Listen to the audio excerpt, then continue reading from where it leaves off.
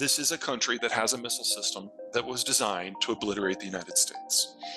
And while they have bluffed over and over and over and over and over about where the red line is, we only have to be wrong once for this to get out of control. Host Peter High.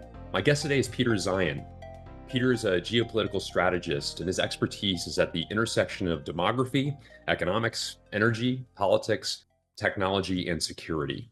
He founded his firm Zeihan on Geopolitics in 2012, following a dozen years as a geopolitical analyst for Stratfor.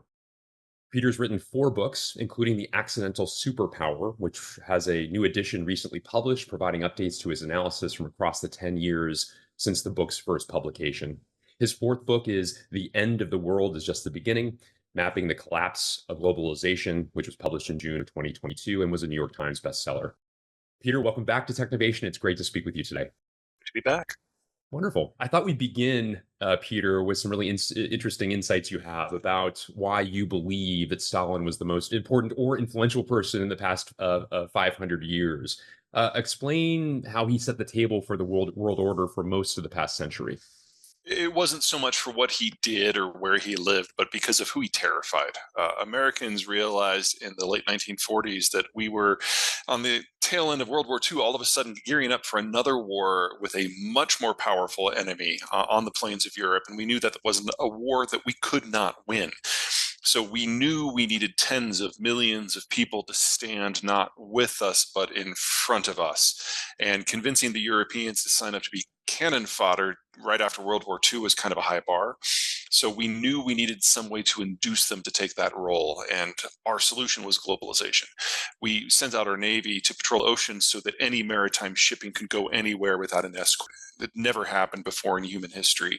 And the result was the trade order that we now have today. None of that would have happened if we weren't scared by Stalin. Well, you note in your most the seeds of deglobalization were sown decades ago. Preview, if you would, of why it's happened and why it's been inevitable. Well, keep in mind, globalization was a reaction to an American security fear. So we never invested our economy in the system in the first place. So number one, the security environment's changed. Even with the Russians back on the warpath, they're a pale shadow of what they were during the Cold War.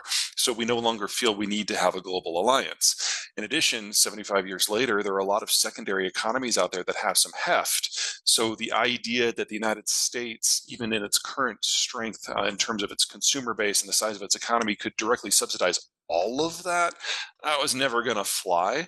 And politically, the US has moved on. So we never invested our economy in the system.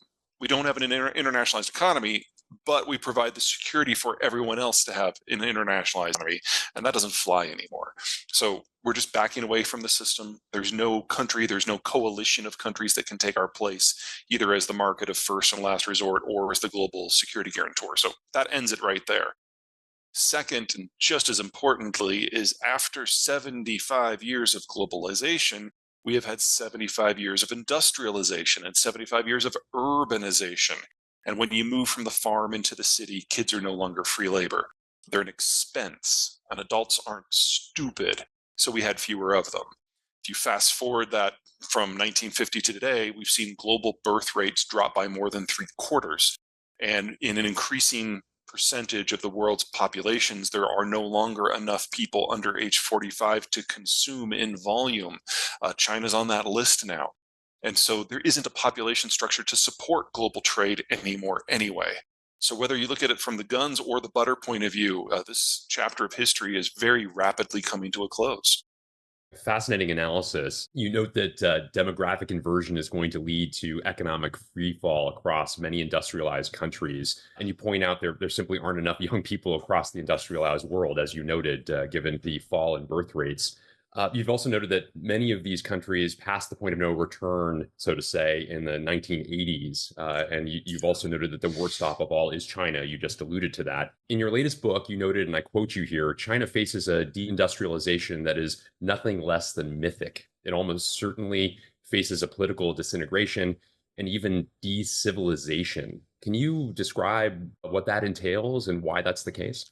When an economic model breaks, the political system always breaks. There has not been an exception to that throughout human history. And the Chinese system is based on mass import of raw commodities, most notably energy and the stuff they need to grow their own food, and a mass export of finished goods to end markets that have consumers. Well, the consumer market is now in danger and shrinking, and trade tensions are destroying the front end of that as well. And that's before you start talking about Americans' new obsession with things like semiconductors or rare earth metals.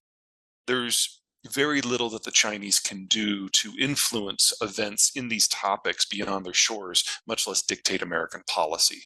So it was always an issue where the single greatest guarantor of Chinese economic success was the United States Navy. And that was never a very good long term bet in the first place. Since the book has come out, the situation in China has gotten so much worse. We now have the public system in China admitting that they've overcounted their population by more than 100 million people. We now have official statistics suggesting that the birth rate has dropped by more in the last 6 years than what happened to the Jews of Europe during the Holocaust. And now we have private economists and private demographers saying that the overcount in the population is probably closer to 250 million, all of the missing millions under age 40. So not only is consumption led growth now impossible in the People's Republic, they have aged past even the theoretical stage where you could press gang women into rape camps to generate a higher birth rate, which is something that every once in a while when I'm in Asia, people suggest is something that might happen, which I might not have a high respect for the humane levels of the CPC, but I have never thought they wouldn't go that far. But now, not even that is an option. I mean, unless we have like a sudden breakthrough in Star Wars style cloning, where you can grow a bunch of 20 somethings with full skill sets in under 2 years, this ends within 10 years. And by this, I mean the Chinese system itself. This is a system that can't feed itself, it can't fuel itself, and it no longer has enough people to try to go back to a subsistence agricultural system. We are looking at a breaking of what it means to have a Han ethnicity in just the next few decades. And what does that entail in practice? Like on a what will China become? Obviously, people will still be there, the land will still be there. What then reigns? Chaos? Who leads that? What sort of how does it function, or how does it not, according to Well, what well, you let's described? start by saying that this is all guesswork because this has never happened before in civilizational history. The closest, perhaps, parallel we have, and it's not a great one, is the population collapses we saw in the late Roman period when a combination of slaving and disease gutted a lot of the provinces. And yes, you see a breakdown in civil control to the degree that you basically have a depopulation through lack of security, lack of disease, lack of healthcare, lack of economic activity, and entire areas basically resort into barbarism. In this specific case in China, China's history is actually replete with civilizational collapses in the past. If my math is right, this is going to be the 27th civilizational collapse where the central government has simply collapsed. Huge swaths of territory that we think today of being economically vital basically revert to the term marches, where basically you've got pockets of civilization that can kind of hold back the night, and then big swaths of territory where no one holds sway. In Chinese parlance, it's warlordism. The problem, of course, in a place like China is most of the people live in an area where you can't grow food unless you also have a significant waterworks system. So if you break down civilizational pillars and central control, the ability to maintain those networks goes by. Also, the Chinese import 80% of the inputs they need to grow their own food. So on top of all of this, having a mass famine in large sections of the population, especially in the North China Plain, where the inputs are the highest and the demands for a waterworks system are the highest. Historically speaking, of those 27 collapses, about half of them have kind of followed some version of the same pattern where the North China Plain has famine, has warlordism, has an attempt by Beijing to basically invade and oppress itself to stability, which typically kills half the population. And then you have the southern city states from Shanghai to Guangzhou that go their own way. and basically cut deals with foreign powers to import capital, technology, and above all else, food in order to continue existing. Most of these cities have imported the majority of their calories for the last 1700 years. And the modern era that we're in, where all of mainland China is under a single political authority and Guangzhou gets its food from the plains around Beijing, that's not normal for them. So this is going to sound horrible, but we're actually reverting to something closer to the historical mean here. And the historical mean is not pretty. Very interesting analysis. Part of the demographic challenges you described are part of the industrialization that most countries have gone through, but part of it also self-inflicted, of course, with the one-child policy on top of that. All that you've described, I would imagine, would not be news necessarily to President Xi. And you've said that, Probably. well, you said that in many ways his actions are actually hastening the country's demise. And I wonder how much of that is the unintended consequences. Do you see him attempting to put to action something that would at least stave off the inevitable? I think the government system at the top has degraded to the point that useful policy, if it happens, is more like monkeys on a keyboard.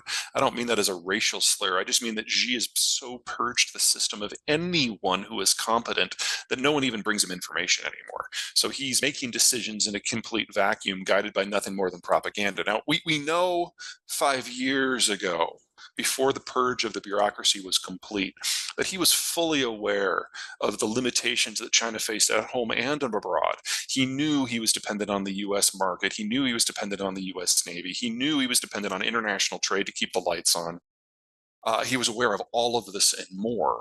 But with the purge of the bureaucracy, no one is any longer presenting him with basic information about what's going on at home or abroad. And whenever something does penetrate this kind of hermetic seal he's got around himself in the Forbidden City, everything's news. And one person, no matter how competent, can't micromanage a country of 1 billion people. And he's destroyed all the avenues of communication and information flow. So as a result, the government, the bureaucracy is either making things up as they go or more likely doing nothing because they don't want to be called to the account for something they weren't specifically approved for, because that gets you killed. I don't see them recovering from this.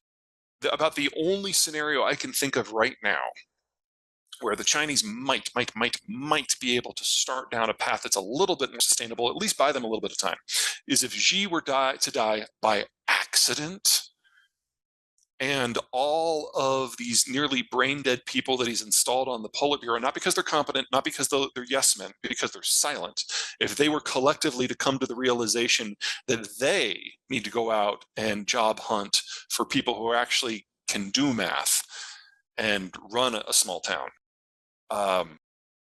that's a lot of ifs to get to a possible then.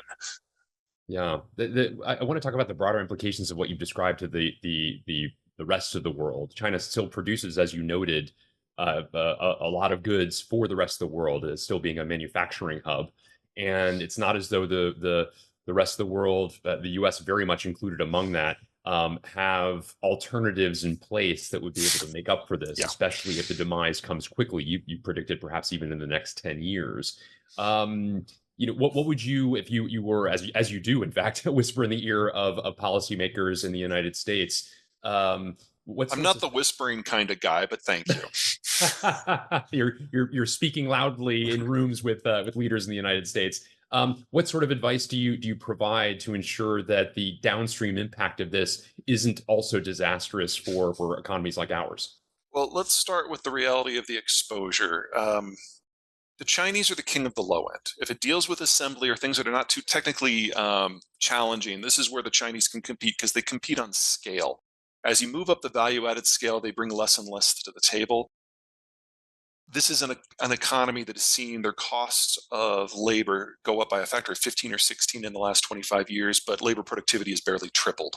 So there aren't a lot of sectors where value add is the critical component of the mix, where the Chinese are players unless they just massively subsidize it, which they do. The places where they are competitive are in industries where the value add is very low, and it's usually about processing. And in those sectors, they're bar none the world leader. So whether it's aluminum or cobalt or copper, 40 to 70% of global processing for a lot of these materials is China-centric. Now, there's nothing about this processing process that is difficult or expensive or even time-consuming to relocate. But easy and cheap and fast is not the same as immediate and free. So when I think about things like aluminum or lithium, that's where the biggest shock will be. When I think about things like steel rebar, where the Chinese have an advantage because of their subsidies, it's not that this can't be done either, and it's not that we don't do it ourselves. It's just the shock to the system if this were to end overnight would be significant. But as you move up the value add, it becomes less and less of a factor. So high-end chemicals, mid-tier chemicals, automotive, things as simple as a spark plug the Chinese do, and they just do it at scale, but they don't do it well, and they don't do it at a particularly competitive price point. So there really are, for the end result of things, the point of the spear in manufacturing, if you will, that I'm less worried about. It's the building block where I'm most concerned. Now, if you let the chips fall where they may in a free market system, most of that sort of industry is going to go to places with the cheapest energy and the cheapest cost of production of the ore. For most of these things, the ore is pretty spread out around the world, and the United States does have by far the cheapest electricity in the world because we have the best territory on the planet aside from Australia for green tech, and we have the cheapest natural gas on the planet, and we have the cheapest high caloric content coal. So if you let everything go in time, it will all come back here. My concern is it's going to be a shock. So I'm of the opinion that every day that China doesn't collapse is a gift because it gives us a day to get ready for the end of those supply lines. And we are seeing more and more and more of even this low end stuff coming back to the United States, with, I would argue, the Gulf Coast being the area that's going to be adding the most. Not only does it have the really cheap electricity and proximate industrial capacity in places like the Texas Triangle, the view of environmental protection in places like Louisiana, the Texas coast, are somewhat lower than the national average, which provides us some opportunity in that space. But China was long the most populous country in the world. You've noted that perhaps by 2055, it will have half its current population. It's just recent months that, at least officially, India has taken over the title of most populous country in the world. How bullish or bearish are you regarding India's prospects? Whenever I talk to the Indians, the first thing I make clear is you are not going to be the next China, and you do not want to be. The strength of the Chinese system is a dictatorial state that forces everybody into the same page, and a huge subsidy system that is financially wildly inefficient, but does allocate capital to productive uses in order to keep those populations happy and marching in the same direction. You're never going to get that in India. In India, capital isn't a political good. It actually has a value, which means that you don't make loans just to make loans. You don't make loans to guarantee high employment. You make loans because there might be a return on the other side. It's much more efficient in that way. Uh, and if you were to apply the Chinese model to India, you'd probably end up with the same rapid industrialization, but then followed by the same civilizational collapse. And India's smarter than that. They're better than that. That doesn't mean that India doesn't have its own problems. Oh my God, India has its problems. Their problem is that they basically have 30 different regions and 30 different countries, 30 different economic systems, and they don't integrate well. It's not just a policy issue. It's not just a geography issue. It's a corruption issue. And that makes it difficult for the political leadership of one Indian state to integrate with another one, even if it's a perfect match. Politics there are very localized. It's a true federal system, kind of like the United States or Germany, where the national, state, and local governments all have roughly the same amount of power. And it makes policy making a mess. But it does mean that you can always learn from one another, which is why you have places like the Bangalore corridor that are basically first world economies, and other places are basically giant call centers, and other places have failed. But let me underline something on the population. Chinese data isn't great. They keep updating it, thank God. But I would argue that India actually surpassed the Chinese population something like 15 years ago. with the new insight we've gotten in just the last 12 months. So we've already been not so tiptoeing towards this new world for quite some time now. And we had a 5-year period where the Chinese were in a degree of information lockdown during COVID where we didn't get any good information. On the backside of that, we're finally seeing that a lot of these peaks in China, car sales, copper consumption, maybe didn't simply come in the last 12 months or even during COVID, but actually date back to like 2017, 2018. And on the demographic picture, it looks like it was a lot further back than that. Like we now know